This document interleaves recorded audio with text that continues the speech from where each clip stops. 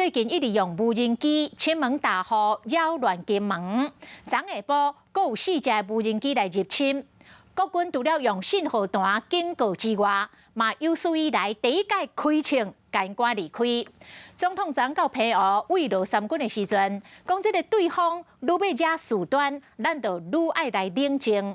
讲国军爱自我克制，但是无表示国军未反制。总统讲，伊已经下令国防部适时采取着必要而且强烈的反制措施，来捍卫国家领空的安全。中国无人机一直进入金门的领空地区，昨下晡又发现无人机亲门大户。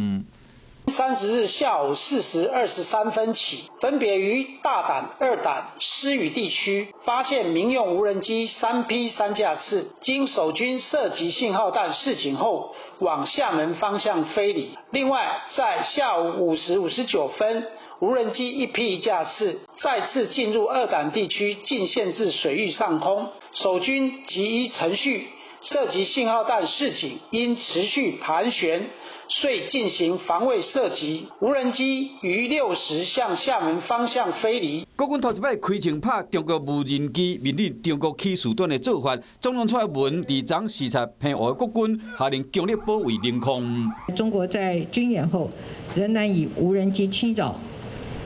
等灰色地带的冲突手法，并且结合认知作战的手段，持续对台湾进行文攻武吓。敌军越是挑衅，我们越要冷静。我们不会让对岸有不当的借口来制造冲突，我们不会挑起战端，我们自我克制，但不表示我们不会反制。